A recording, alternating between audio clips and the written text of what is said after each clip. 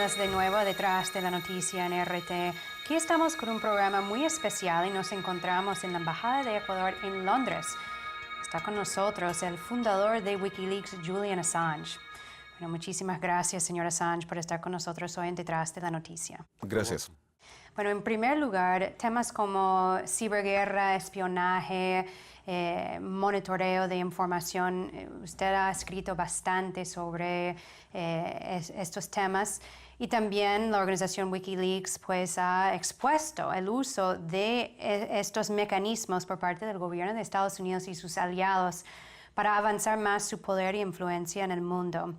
¿Cómo percibe las revelaciones y documentos que han sido publicados a través de Edward Snowden, el ex contratista de la Agencia Nacional de Seguridad de Estados Unidos, que han causado una reacción furiosa en América Latina por lo que han revelado sobre el espionaje masivo de Estados Unidos y también específicamente a jefes de Estado, como en países Brasil, por ejemplo, México, Venezuela, Bolivia, y lo que ha sido su condena fuerte, la reacción esa de esos gobiernos en América Latina frente a estas informaciones? El 98% de las telecomunicaciones desde América Latina al resto del mundo, contando mensajes de texto, llamadas telefónicas, correos electrónicos, etc., pasa a través de Estados Unidos. En virtud de la geografía de América y como resultado de esta, las agencias de Estados Unidos tienen la ventaja de ser el centro neurálgico, con lo cual pueden interferir con facilidad las comunicaciones que pasan a través de ellos, catalogarlas y guardar ciertos datos por siempre, y así obtener información de cómo América Latina se comporta, hacia dónde se mueve, las transferencias económicas, actividades de los líderes y actores clave. Eso permite a Estados Unidos predecir de alguna manera el comportamiento de los líderes e intereses latinoamericanos y también chantajear a cualquier persona importante. En América Latina casi todo el mundo puede ser chantajeado por Estados Unidos porque tiene acceso a sus archivos de telecomunicaciones que pasan por allí, al igual que otros datos obtenidos en América Latina, mediante la instalación de escuchas en la fibra óptica o equipamientos de vigilancia en embajadas y agencias de desarrollo, como aquellas que se descubrieron en Ecuador como resultado de las filtraciones realizadas por Edward Snowden. Entonces existe una situación en la que Estados Unidos ha atrasado el mapa de la estructura de la comunidad entera, las relaciones entre los individuos que tienen cualquier ocasión de ejercer alguna influencia en América Latina y puede producir cambios y hacer que distintos actores se enfrenten entre sí. Ahora bien, si esto es verdad, entonces, ¿por qué ganó Maduro las elecciones en Venezuela? ¿Por qué el presidente Correa ganó con una significativa mayoría las elecciones en Ecuador, dada la actitud de Estados Unidos hacia estos estados? No es porque Estados Unidos no cuente con suficientes datos de inteligencia sobre América Latina. Es la consecuencia de que Estados Unidos haya quitado sus ojos de América Latina por unos 10 años para ponerlos en Medio Oriente y en cierta medida sobre Asia. En ese periodo, varios países latinoamericanos han desarrollado y hecho crecer su independencia de los intereses de Estados Unidos. Y ahora, desafortunadamente, Estados Unidos está volviendo a interesarse en América Latina y, a diferencia de 10 años atrás, tiene un masivo aparato de vigilancia mundial para controlar a cada individuo. Ahora, la presidenta de Brasil, Dilma Rousseff, en un discurso ante la Asamblea General de Naciones Unidas, condenó fuertemente a este programa de espionaje masivo de Washington y también hizo una propuesta de crear una plataforma internacional en Internet libre del control de Estados Unidos. Esa propuesta ha sido respaldada por otros países en América Latina. ¿Es posible la soberanía tecnológica en ese sentido fuera del control de Estados Unidos? Y es algo que realmente podría solucionar esta situación de la invasión y la violación de la soberanía. Así como la soberanía no tiene significado sin libertad de movimientos, no existe una soberanía significativa sin independencia económica y no hay soberanía si uno no tiene control de sus propias comunicaciones. Es la libertad de movimientos, la libertad de comunicaciones y la libertad de interacción económica lo que define a un Estado. Estados Unidos ha intentado agresivamente impedir el intercambio económico a través de la intervención y el control de SWIFT, Visa, Mastercard o el dinero enviado hacia América Latina mediante el Bank of America, e incluso entrando a los principales sistemas de computación de la región, que operan importantes segmentos del gobierno y los medios, Petrobras en Brasil y otros importantes intereses económicos, e interfiriendo la soberanía de las comunicaciones.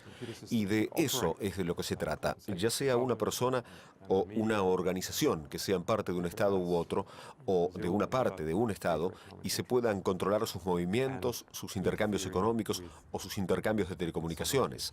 Estados Unidos se está apropiando de la interacción económica y la interacción en telecomunicaciones, y lo que queda es un cierto control de fuerza física en ese Estado. Incluso eso ha pasado en otros países, como lo hizo Estados Unidos, de extender la petición de extradición. El propio fiscal de Seguridad Nacional me está procesando a mí en base a eso. La petición de extradición se dio a conocer a Venezuela, a Bolivia, a Hong Kong, Islandia e Irlanda.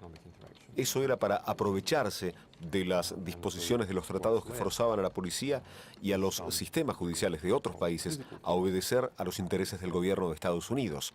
Así, al subordinar los sistemas políticos legislativos y las disposiciones de los tratados a otro gobierno, es una manera de controlar todas esas fuerzas.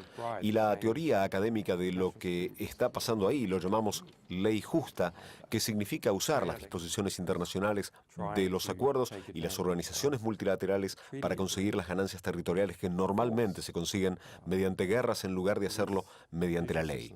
Entonces, cuando vinculas esas actividades a las telecomunicaciones, los responsables de las políticas deben estar advertidos en Latinoamérica. No hay una soberanía efectiva sin la soberanía de los elementos necesarios: interacción económica, telecomunicaciones y los instrumentos de control policiales y judiciales. Esa es la idea que propuso Dilma de establecer una Comisión Reguladora Internacional para Internet. Esto provocó el terror de la Unión Internacional de Telecomunicaciones, UIT, que tomó el control de los aspectos clave de la regulación, ya que la UIT ha sido dominada por Europa durante muchos años. No creo que la Internet deba ser dominada por ninguna región y, consecuentemente, no debe ser dominada por gobiernos, pues ha dado lugar a una gran libertad de comunicación entre los individuos y del comercio y los negocios a causa de la falta de control de los estados. Algunas de las propuestas que se han hecho no son un mecanismo para dar a los brasileños una mayor libertad de intercepción, más bien son un mecanismo para darle al gobierno brasileño igual acceso a interceptar la información. Hay que tener mucho cuidado. Es una tendencia natural de los estados, por supuesto, que quieren aumentar su propio poder y están más interesados en aumentar el poder nacional más que estar preocupados por que aumente Estados Unidos su poder. Ahora, usted ha escrito y criticado bastante a Google, la empresa, un servicio muy común utilizado por todo el mundo, realmente. Usted ha dicho y ha acusado a Google de ser una extensión de la política exterior de Estados Unidos. A la vez, pues muchos jefes de Estado en América Latina, altos funcionarios y, bueno, una gran parte de la ciudadanía tienen cuentas en Gmail. Es un servicio muy común. ¿Puedes elaborar un poco sobre por qué considera a Google así tanto peligro para nuestra sociedad y entonces cuáles son las alternativas? Escribí acerca de ello en mi libro Cypherpunks y en algunos artículos recientes que reveían el libro del director ejecutivo de Google, The New Digital Age. En ese libro está muy claro lo que está pasando. Google se presenta a Washington como un visionario geopolítico que puede mostrarle el camino a seguir en América, en Asia o en Europa. Y es un trabajo bastante reaccionario con el respaldo previo de Henry Kissinger, Madeleine Albright, Tony Blair, Michael Hayden, exdirector de la CIA y la NSA, y el reconocimiento principal es para Henry Kissinger. Entonces, ¿de dónde viene eso?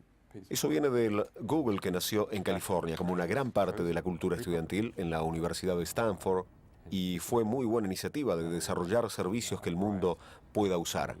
Pero como Google es grande, el gobierno también quedó involucrado. Como ellos pretendieron salir al mercado mundial, eso les hizo relacionarse con el Departamento de Estado hasta el punto de que el jefe de Google Ideas es el ex consejero de Hillary Clinton y salió del Departamento de Estado. Estos estrechos lazos entre los jefes de Google y el Departamento de Estado los tenemos documentados en Wikileaks. Las publicaciones sobre Stratfor contienen cables que prueban vínculos entre las figuras clave del Departamento de Estado y Google. Así que para nosotros no fue mucha sorpresa reconocer que ya en el 2009 Google se metió con la Agencia de Seguridad Nacional para participar en el programa de prisiones. Así que podemos decir que Google es ahora una parte de la familia estadounidense. Gasta ahora más dinero en cabildeo en Washington que Lockheed Martin. En el libro Google se destaca que lo que Lockheed Martin era para el siglo XX, para el siglo XXI serán las compañías de alta tecnología. De hecho, esto es una forma bastante fuerte de neoimperialismo. Y ahora vamos a hablar un poco sobre Wikileaks, la organización que usted ha fundado. Pues han publicado cientos de miles de documentos clasificados de agencias de Estados Unidos, entre otras potencias.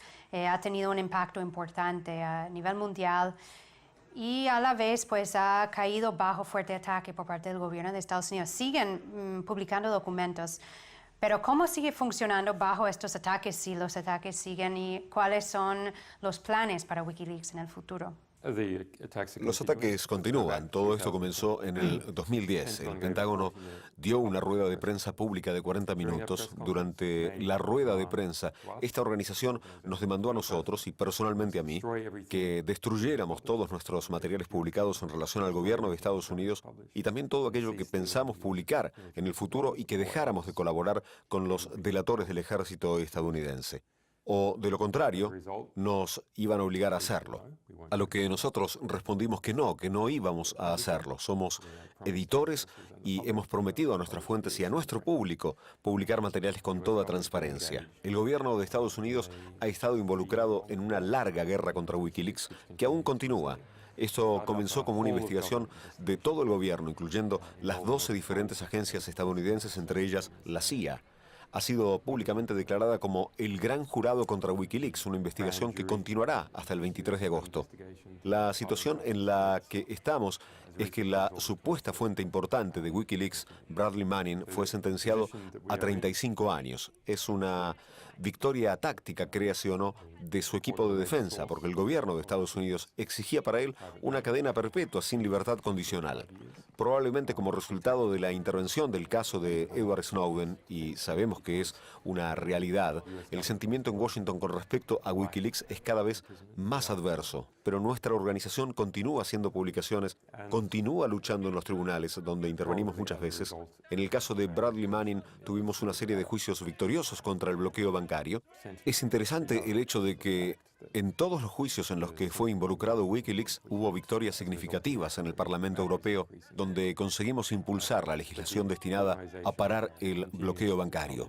Es un bloqueo similar al que están pasando en Cuba. En relación a los bloqueos financieros y a la libertad de la interacción económica, es el derecho soberano de cada Estado. Me refiero al derecho de cada Estado a la interacción económica.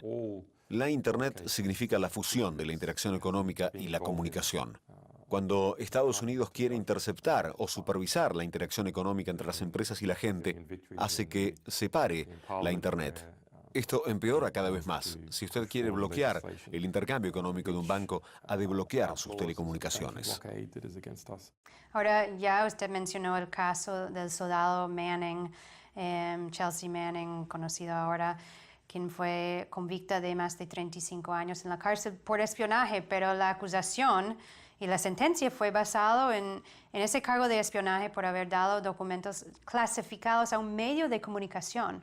¿Qué significa eso entonces para el periodismo, para medios de comunicación, si son tratados como enemigos? Porque, bueno, así ha sido aplicado la ley de espionaje. Si son tratados como enemigos, pues esto no pone en peligro entonces el periodismo. ¿Y qué significa eso entonces para el trabajo de denunciantes y de periodistas también? Y eso forma parte del excepcionalismo de que tanto defendió el presidente Barack Obama en su discurso recién ante la Asamblea General de Naciones Unidas. Mire, cuando un presidente habla sobre excepcionalidad, ¿qué es lo que trata de decir? Se trata de que no se le aplican las reglas del comportamiento civilizado tanto en el caso de invadir a otro país o abusar de la ley en su propio territorio. Respecto a la forma en la cual Barack Obama usa la ley de espionaje contra los supuestos informantes de los periodistas y contra los periodistas, es algo nuevo.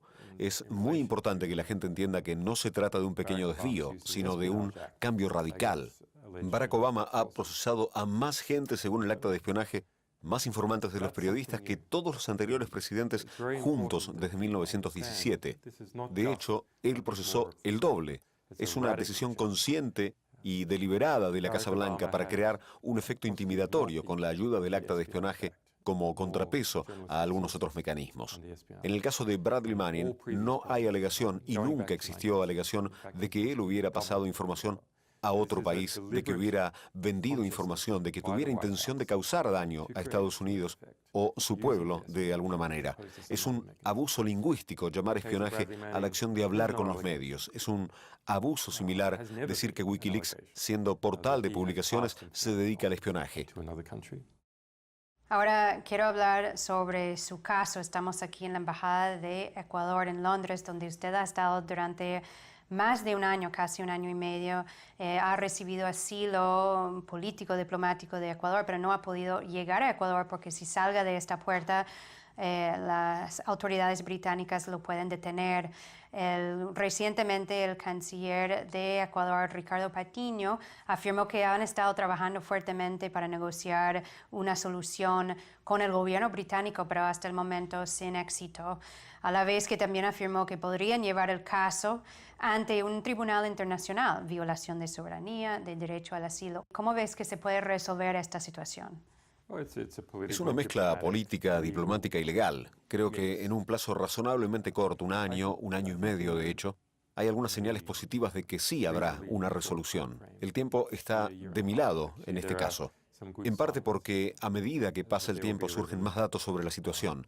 Hemos presentado demandas criminales en Suecia y en Alemania en relación a la actividad de inteligencia contra la organización. Por eso creo que la posición de algunos de los involucrados se hace cada vez más inalcanzable con el paso del tiempo. Hemos visto, por ejemplo, hasta al Lord Conservador, al alcalde de Londres, Boris Johnson, denunciar el gasto en la policía que me espía fuera de esta embajada y decir que el dinero que ahora supera 10 millones de dólares debería gastarse en la policía de primera línea, el trabajo policial propio, en vez de custodiar esta embajada. Ahora ambos, su persona, además de Edward Snowden, han recibido asilo, en su caso en Ecuador, en el caso de Snowden, ofertas de asilo en Venezuela, en Bolivia, también en Nicaragua, y ha recibido asilo temporal en Rusia, que ustedes a través de Wikileaks lo ayudaron a llegar ahí a obtener ese asilo. Pues en países latinoamericanos que tradicionalmente en el concepto del poder pues son países con menos poder y también considerados países, naciones en desarrollo, ¿cómo ha recibido el hecho de que han sido estos países latinoamericanos que han tenido la valentía de desafiar el poder de Estados Unidos y de apoyar a ustedes? Bueno, es extremadamente interesante, ¿verdad? Estuvimos involucrados en la petición de asilo de Edward Snowden formal e informalmente alrededor de 20 diferentes naciones. Algunos porque pensamos que era una oportunidad digna, otros porque queríamos mostrar al público la negativa y generar un cierto debate público y que hubiera testigos de cómo se estaba comportando el gobierno. Pero usted tiene razón en relación a esas naciones que dieron un paso, fueron Latinoamérica y Rusia, no toda Latinoamérica tampoco, pero Venezuela, Bolivia y Ecuador mostraron interés. ¿Qué significa esto? Estos no son países muy poderosos. El caso de Rusia lo podemos entender, ya que tiene sus propias armas nucleares, es geográficamente independiente, y Latinoamérica no. Así que creo que es realmente una expresión de la democracia latinoamericana, donde hay gobiernos que sienten la necesidad de ser responsables para su pueblo, que necesitan colmar el tipo de valores que persiguen o que necesita la población. Yo veo que es una parte de la naturaleza democrática de Venezuela y de Ecuador. Y quizá Brasil no ha hecho todavía una oferta, pero está empezando a responder a otras cuestiones y protegiendo la ecología, empezando a responder a la presión pública. Puede comparar de una forma interesante a Alemania y Venezuela, pues en Alemania la privacidad es realmente una gran preocupación, probablemente sobre todo de los países de tamaño medio. La privacidad es lo que más se valora en Alemania por lo que ocurrió en la Segunda Guerra Mundial y por otros aspectos culturales. Y en Alemania tenemos a Angela Merkel para las elecciones, así que no necesitan estos acontecimientos sobre el asilo de Snowden, el espionaje en el contexto de los intereses y la privacidad del país, de un país que tiene unas elecciones federales, ni las publicaciones de documentos alemanes. El gobierno alemán no le ofreció asilo a Snowden ni nada parecido. Así que esto es un ejemplo de que incluso si la población tiene un deseo democrático, es solo el deseo del pueblo. Es un ejemplo de que el gobierno no refleja bien ese deseo. Podemos ver en Ecuador, en Venezuela y en Bolivia que el gobierno es más receptivo, al menos en relación a los asuntos de soberanía, a las demandas de la población.